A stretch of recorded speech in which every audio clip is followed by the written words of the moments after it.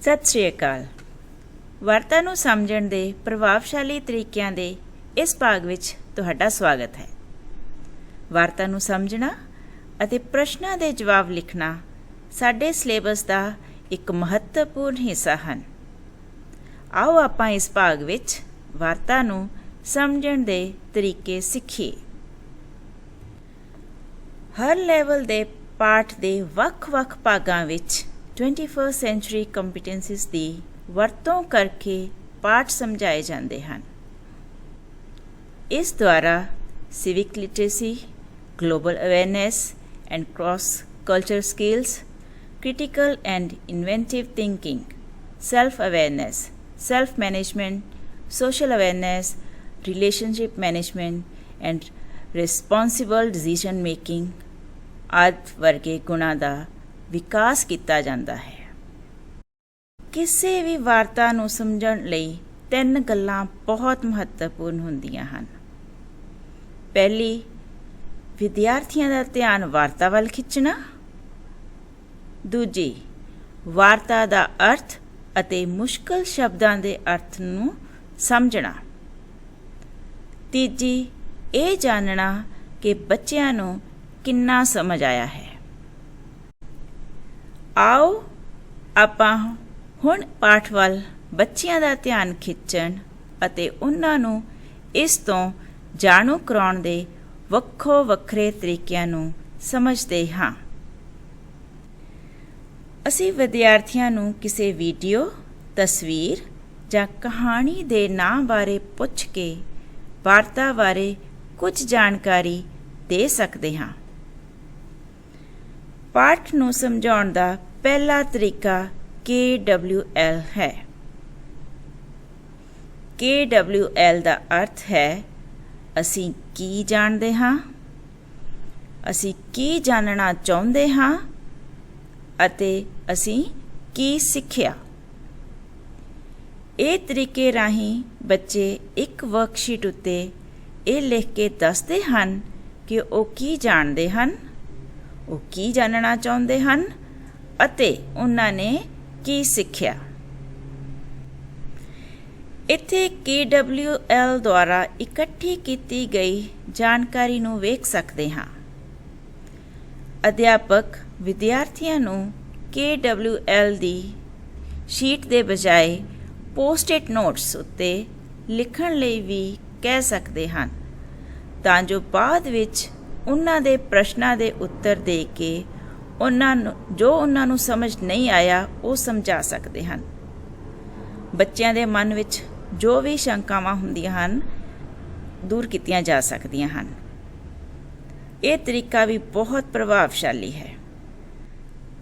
ਪਾਠ ਨੂੰ ਸ਼ੁਰੂ ਕਰਨ ਦਾ ਦੂਜਾ ਤਰੀਕਾ ਹੈ ਥਿੰਕ ਅਲਾਉਡ ਸਟ੍ਰੈਟਜੀ। ਇਸ ਦੇ ਨਾਲ ਵਿਦਿਆਰਥੀਆਂ ਨੂੰ ਤਸਵੀਰ ਜਾਂ ਵੀਡੀਓ ਦਿਖਾ ਕੇ ਆਪਣੇ ਵਿਚਾਰ ਦੱਸਣ ਜਾਂ ਲਿਖਣ ਲਈ ਕਹਿਣਾ। ਛੋਟੀਆਂ ਕਲਾਸਾਂ ਵਿੱਚ ਤਸਵੀਰਾਂ ਦੀ ਮਦਦ ਨਾਲ ਵਿਦਿਆਰਥੀਆਂ ਦਾ ਧਿਆਨ ਬਹੁਤ ਆਸਾਨੀ ਨਾਲ ਖਿੱਚਿਆ ਜਾ ਸਕਦਾ ਹੈ। ਇਹ ਬਹੁਤ ਸ਼ੌਕ ਨਾਲ ਤਸਵੀਰਾਂ ਨੂੰ ਦੇਖਦੇ ਹਨ।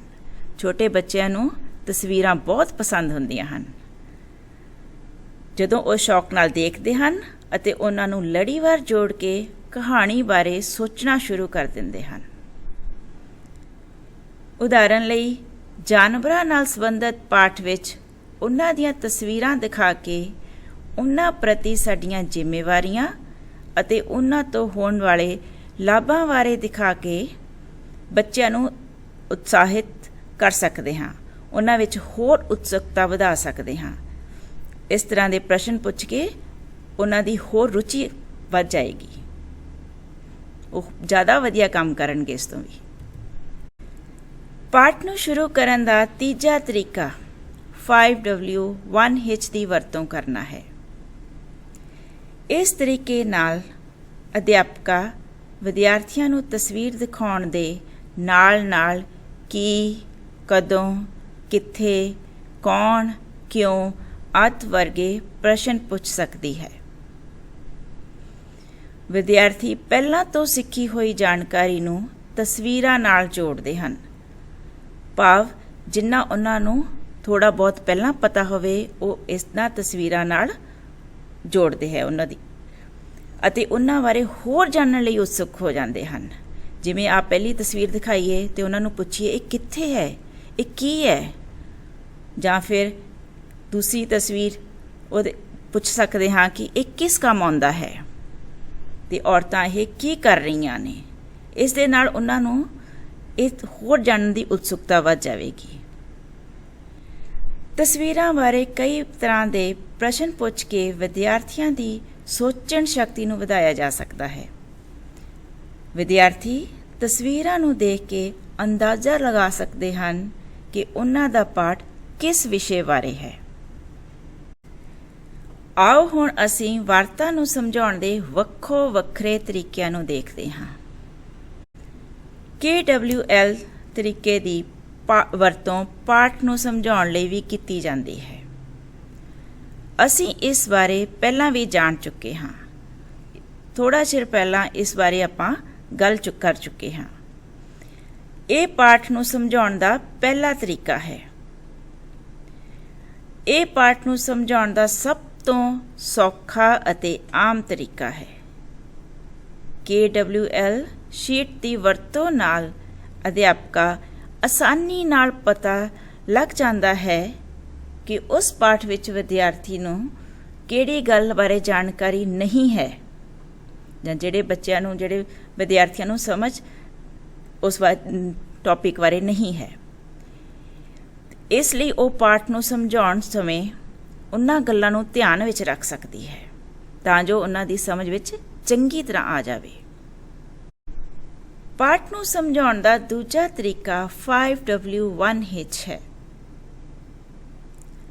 ਪਾਠ ਨਾਲ ਸੰਬੰਧਿਤ ਕਿੱਥੇ, ਕੌਣ, ਕੀ, ਕਿਉਂ ਅਤੇ ਕਿਵੇਂ ਆਦਿ ਦਾ ਪਤਾ ਲਗਾਉਣ ਵਾਲੇ ਪ੍ਰਸ਼ਨ ਪੁੱਛ ਕੇ ਅਧਿਆਪਕਾ ਕਹਾਣੀ ਦੇ ਪਾਤਰ, ਮਹੱਤਵਪੂਰਨ ਘਟਨਾਵਾਂ, ਸਮੱਸਿਆ ਅਤੇ ਉਸ ਦੇ ਹੱਲ ਨੂੰ ਆਸਾਨੀ ਨਾਲ ਸਮਝਾ ਸਕਦੀ ਹੈ।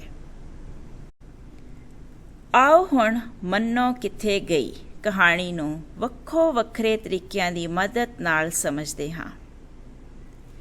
ਇਹ ਕਹਾਣੀ ਇੱਕ ਗਾਂ ਬਾਰੇ ਹੈ ਜੋ ਗੁਆਚ ਜਾਂਦੀ ਹੈ। ਕਿਸਾਨ ਦਾ ਬੇਟਾ ਆਪਣੇ ਪਿਤਾ ਜੀ ਨੂੰ ਆ ਕੇ ਦੱਸਦਾ ਹੈ ਅਤੇ ਪਿਤਾ ਜੀ ਦੀ ਗੱਲ ਮੰਨ ਕੇ ਨਦੀ ਦੇ ਕੋਲ ਗਾਂ ਨੂੰ ਲੱਭਣ ਜਾਂਦਾ ਹੈ। 5W1H ਦੇ ਤਰੀਕੇ ਨਾਲ ਵੱਖ-ਵੱਖ ਤਰ੍ਹਾਂ ਦੇ ਪ੍ਰਸ਼ਨ ਪੁੱਛ ਕੇ ਅਧਿਆਪਕਾ ਪੂਰੀ ਕਹਾਣੀ ਸਮਝਾ ਸਕਦੀ ਹੈ ਅਤੇ ਵਿਦਿਆਰਥੀ ਪ੍ਰਸ਼ਨਾਂ ਦੇ ਉੱਤਰ ਦੇ ਕੇ ਆਸਾਨੀ ਨਾਲ ਕਹਾਣੀ ਸਮਝ ਜਾਂਦੇ ਹਨ। ਹੁਣ ਆਪਾਂ ਆਉਂਦੇ ਹਾਂ ਤੀਜੇ ਤਰੀਕੇ ਤੇ। ਤੀਜਾ ਤਰੀਕਾ ਹੈ ਐਨੋਟੇਸ਼ਨ।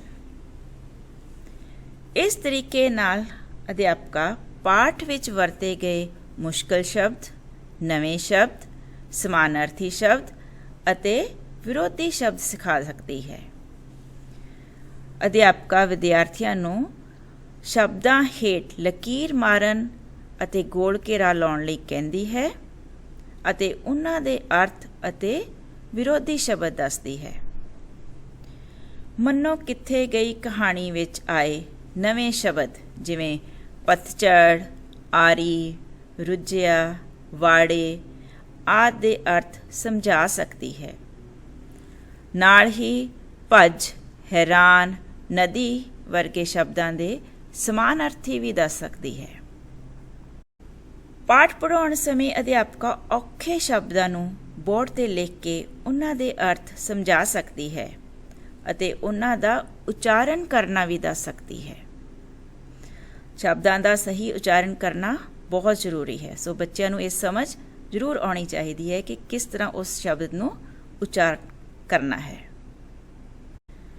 ਆਓ ਹੁਣ ਇਸ ਨੂੰ ਇੱਕ ਉਦਾਹਰਨ ਦੀ ਸਹਾਇਤਾ ਨਾਲ ਸਮਝਦੇ ਹਾਂ।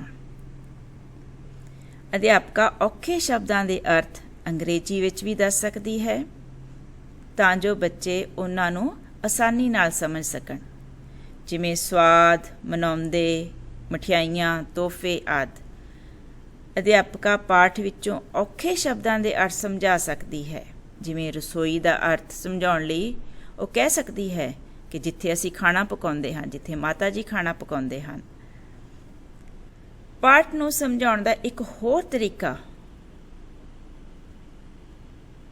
ਵੋਕੈਬਲਰੀ ਸਕੁਐਰ ਹੈ। ਇਸ ਦੀ ਵਰਤੋਂ ਕਰਕੇ ਅਧਿਆਪਕਾ ਔਖੇ ਸ਼ਬਦਾਂ ਦੇ ਅਰਥ, ਵਿਰੋਧੀ ਸ਼ਬਦ ਅਤੇ ਸਮਾਨ ਉਚਾਰਨ ਵਾਲੇ ਸ਼ਬਦ ਵੀ ਸਿਖਾ ਸਕਦੀ ਹੈ। ਜਿਵੇਂ ਕਿ ਤੁਸੀਂ ਦੇਖ ਸਕਦੇ ਹੋ, ਇੱਥੇ ਅਧਿਆਪਕਾ ਔਖੇ ਸ਼ਬਦਾਂ ਦਾ ਅਰਥ ਅੰਗਰੇਜ਼ੀ ਵਿੱਚ, ਉਹਨਾਂ ਦਾ ਅਰਥ, ਫਿਰ ਵਿਰੋਧੀ ਸ਼ਬਦ ਸਿਖਾ ਸਕਦੀ ਹੈ। ਉਦਾਹਰਨ ਦੇ ਤੌਰ 'ਤੇ ਖੁਸ਼ਬੂ ਦਾ ਅਰਥ ਹੈ ਸੁਗੰਧ। ਅੰਗਰੇਜ਼ੀ ਵਿੱਚ ਇਸ ਨੂੰ ਫ੍ਰੈਗਰੈਂਸ ਕਹਿੰਦੇ ਹਨ। ਖੁਸ਼ਬੂ ਦਾ ਵਿਰੋਧੀ ਸ਼ਬਦ ਬਦਬੂ ਹੁੰਦਾ ਹੈ ਤੇ ਬਦਬੂ ਨੂੰ ਅੰਗਰੇਜ਼ੀ ਵਿੱਚ ਸਟਿੰਕ ਕਹਿੰਦੇ ਹਨ। Role play. ਰੋਲ ਪਲੇ ਬੱਚਿਆਂ ਨੂੰ ਬਹੁਤ ਪਸੰਦ ਆਉਂਦਾ ਹੈ। ਜਦੋਂ ਛੋਟੇ ਬੱਚੇ ਕਹਾਣੀ ਦੇ ਆਪ ਪਾਤਰ ਬਣਦੇ ਹਨ ਅਤੇ ਪਾਠ ਨੂੰ ਸਿੱਖਦੇ ਹਨ ਤਾਂ ਉਹ ਹਮੇਸ਼ਾ ਇਸ ਨੂੰ ਯਾਦ ਰੱਖਦੇ ਹਨ। ਛੋਟੇ ਬੱਚਿਆਂ ਨੂੰ ਕਹਾਣੀ ਦੇ ਪਾਤਰਾਂ ਦੀ ਨਕਲ ਕਰਨੀ ਬਹੁਤ ਚੰਗੀ ਲੱਗਦੀ ਹੈ। ਇਸ ਲਈ ਉਹਨਾਂ ਨੂੰ ਪਾਠ ਸਿਖਾਉਣ ਲਈ ਰੋਲ ਪਲੇ ਦੀ ਵਰਤੋਂ ਕੀਤੀ ਜਾਂਦੀ ਹੈ। ਆਓ ਹੁਣ ਇਸ ਦੀ ਉਦਾਹਰਨ ਦੀ ਮਦਦ ਨਾਲ ਸਮਝਦੇ ਹਾਂ। ਇਨ੍ਹਾਂ ਪਲੇ ਕਾਰਡਾਂ ਦੀ ਮਦਦ ਨਾਲ ਪਰਿਵਾਰ ਅਤੇ ਰਿਸ਼ਤੇਦਾਰਾਂ ਨਾਲ ਜੁੜੀ ਕਹਾਣੀ ਨੂੰ ਸਮਝਾਉਣ ਦਾ ਬਹੁਤ ਆਸਾਨ ਹੁੰਦਾ ਹੈ। ਅਧਿਆਪਕਾ ਇਨ੍ਹਾਂ ਵੱਖ-ਵੱਖ ਤਰੀਕਿਆਂ ਦੀ ਸਹਾਇਤਾ ਨਾਲ ਆਪਣੇ ਪਾਠ ਨੂੰ ਦਿਲਚਸਪ ਬਣਾ ਸਕਦੀ ਹੈ ਅਤੇ ਬੱਚੇ ਆਸਾਨੀ ਨਾਲ ਪਾਠ ਸਮਝ ਸਕਦੇ ਹਨ। ਆਓ ਪਾਠ ਪੜ੍ਹਾਉਣ ਤੋਂ ਬਾਅਦ ਦੇਖਦੇ ਹਾਂ ਕਿ ਅਧਿਆਪਕਾ ਕਿਸ ਤਰੀਕੇ ਦੀ ਸਹਾਇਤਾ ਨਾਲ ਪਤਾ ਲਗਾ ਸਕਦੀ ਹੈ ਕਿ ਵਿਦਿਆਰਥੀ ਪਾਠ ਨੂੰ ਸਹੀ ਤਰ੍ਹਾਂ ਸਮਝ ਸਕੇ ਹਨ ਜਾਂ ਨਹੀਂ। ਉਹਨਾਂ ਨੂੰ ਪੂਰੀ ਸਮਝ ਆ ਗਈ ਹੈ। ਬੱਚਿਆਂ ਦੀ ਸਮਝ ਦੀ ਪਰਖ ਕਰਨ ਲਈ ਖਾਲੀ ਥਾਵਾਂ ਭਰਨ ਦਾ ਅਭਿਆਸ ਕੀਤਾ ਜਾ ਸਕਦਾ ਹੈ। ਇਸ ਕਿਸਮ ਦਾ ਅਭਿਆਸ ਬੱਚੇ ਸਹਾਇਕ ਸ਼ਬਦਾਂ ਦੀ ਸਹਾਇਤਾ ਨਾਲ ਆਸਾਨੀ ਨਾਲ ਕਰ ਸਕਦੇ ਹਨ। ਤੁਹਾਨੂੰ ਮੰਨੋ ਕਿੱਥੇ ਗਈ ਕਹਾਣੀ ਤਾਂ ਯਾਦ ਹੀ ਹੋਵੇਗੀ। ਖਾਲੀ ਥਾਵਾਂ ਭਰਨ ਦੇ ਇਸ ਅਭਿਆਸ ਤੋਂ ਪਤਾ ਲਾ ਸਕਦੇ ਹਾਂ ਕਿ ਬੱਚੇ ਕਲਾਸ ਵਿੱਚ ਕਿੰਨਾ ਧਿਆਨ ਦੇ ਰਹੇ ਸਨ। ਬੱਚਿਆਂ ਨੂੰ ਪਾਠ ਦੀ ਸਮਝ ਬਾਰੇ ਜਾਣਨ ਦਾ ਇੱਕ ਹੋਰ ਤਰੀਕਾ ਵਰਡ ਸਰਚ ਪਜ਼ਲ ਹੈ। ਅਧਿਆਪਕ ਵਰਡ ਸਰਚ ਪਜ਼ਲ ਦੇ ਨਾਲ ਉਹਨਾਂ ਦੀ ਜਾਣਕਾਰੀ ਦਾ ਪਤਾ ਲਾ ਸਕਦੀ ਹੈ। ਇਹ ਵਰਡ ਸਰਚ ਵਾਕਾਂ ਵਿੱਚ ਖਾਲੀ ਥਾਵਾਂ ਛੱਡ ਕੇ ਵਾਕ ਵਿੱਚ ਸਹੀ ਸ਼ਬਦ ਭਰਨ ਲਈ ਵਰਤਿਆ ਜਾ ਸਕਦਾ ਹੈ। ਹੁਸ਼ਿਆਰ ਬੱਚੇ ਬਿਨਾਂ ਕਿਸੇ ਮਦਦ ਦੇ ਇਹ ਕਰ ਸਕਦੇ ਹਨ। ਸੋ ਹੁਸ਼ਿਆਰ ਬੱਚੇ ਜਿਹੜੇ ਲੋ ਸਪੋਰਟ ਗਰੁੱਪ ਹੁੰਦੇ ਨੇ। ਬੱਚਿਆਂ ਦੀ ਯੋਗਤਾ ਦੇ ਆਧਾਰ ਤੇ ਵਰਡ ਸਰਚ ਨੂੰ ਵੱਖ-ਵੱਖ ਸੰਕੇਤਾਂ ਦੀ ਸਹਾਇਤਾ ਨਾਲ ਬਣਾਇਆ ਜਾ ਸਕਦਾ ਹੈ। ਸੋ ਤੁਸੀਂ ਕਿਸ ਤਰ੍ਹਾਂ ਦੇ ਉਸ ਨੂੰ ਕਲੂ ਦੇਣੇ ਹਨ। ਇਸ ਵਰਡ ਸਰਚ ਵਿੱਚ ਤਸਵੀਰਾਂ ਦੀ ਸਹਾਇਤਾ ਨਾਲ ਕਲੂ ਦਿੱਤੇ ਗਏ ਹਨ ਤਾਂ ਕਿ ਪੜ੍ਹਾਈ ਵਿੱਚ ਕਮਜ਼ੋਰ ਵਿਦਿਆਰਥੀ ਵੀ ਇਸ ਨੂੰ ਆਸਾਨੀ ਨਾਲ ਕਰ ਸਕਣ, ਜਿਹੜੇ ਬੱਚੇ ਮਿਡਲ ਸਪੋਰਟ ਗਰੁੱਪ ਦੇ ਹੁੰਦੇ ਹਨ। ਇਹ ਵਰਡ ਸਰਚ ਵਿੱਚ ਉੱਤਰ ਦੇ ਪਹਿਲੇ ਅੱਖਰ ਨੂੰ ਦਿਖਾਇਆ ਗਿਆ ਹੈ। ਉਸ ਨੂੰ ਲਾਲ ਰੰਗ ਦਿੱਤਾ ਗਿਆ ਹੈ। ਬੱਚਿਆਂ ਦੀ ਸਮਝ ਦਾ ਪਤਾ ਲਾਉਣ ਲਈ ਉਹਨਾਂ ਦੀ ਯੋਗਤਾ ਦੇ ਆਧਾਰ ਤੇ ਵੱਖ-ਵੱਖ ਵਰਕਸ਼ੀਟਸ ਬਣਾਈਆਂ ਜਾ ਸਕਦੀਆਂ ਹਨ। ਪਾਠ ਦੇ ਅੰਤ ਵਿੱਚ ਉਸ ਨੂੰ ਦੁਹਰਾਉਣ ਅਤੇ ਬੱਚਿਆਂ ਦੀ ਜਾਣਕਾਰੀ ਦਾ ਪਤਾ ਲਾਉਣ ਲਈ ਸਟੋਰੀ ਮੈਪ ਦਾ ਪ੍ਰਯੋਗ ਕੀਤਾ ਜਾਂਦਾ ਹੈ। ਇਸ ਦੀ ਸਹਾਇਤਾ ਨਾਲ ਅਧਿਆਪਕ ਕਹਾਣੀ ਦੇ ਸਾਰੇ ਪਾਤਰਾਂ, ਮਹੱਤਵਪੂਰਨ ਘਟਨਾਵਾਂ, ਸਮੱਸਿਆ ਅਤੇ ਇਸ ਦੇ ਹੱਲ ਨੂੰ ਦੁਹਰਾ ਸਕਦੀ ਹੈ। ਬੱਚਿਆਂ ਦੀ ਸਮਝ ਦਾ ਪਤਾ ਲਾਉਣ ਦਾ ਸਭ ਤੋਂ ਸੌਖਾ ਤਰੀਕਾ ਹੈ ਪ੍ਰਸ਼ਨ ਪੁੱਛਣਾ। ਆਓ ਹੁਣ ਇਸ ਕਹਾਣੀ ਦੇ ਆਧਾਰ ਤੇ ਤਰ੍ਹਾਂ-ਤਰ੍ਹਾਂ ਦੇ ਪ੍ਰਸ਼ਨ ਪੁੱਛ ਕੇ ਬੱਚਿਆਂ ਦੀ ਸਮਝ ਬਾਰੇ ਜਾਣਦੇ ਹਾਂ। ਬੱਚਿਆਂ ਦੀ ਯੋਗਤਾ ਨੂੰ ਧਿਆਨ ਵਿੱਚ ਰੱਖਦੇ ਹੋਏ ਵੱਖ-ਵੱਖ ਪ੍ਰਸ਼ਨਾਂ ਦੀ ਸੂਚੀ ਬਣਾਈ ਜਾ ਸਕਦੀ ਹੈ। ਇਸ ਤਰ੍ਹਾਂ ਕਰਨ ਨਾਲ ਪੜ੍ਹਾਈ ਵਿੱਚ ਕਮਜ਼ੋਰ ਬੱਚਿਆਂ ਦਾ ਵੀ ਆਤਮ ਵਿਸ਼ਵਾਸ ਵੱਧਦਾ ਹੈ ਤੇ ਉਹ ਆਪਣੀ ਪ੍ਰਸ਼ੰਸਾ ਸੁਣ ਕੇ ਖੁਸ਼ ਹੋ ਜਾਂਦੇ ਹਨ।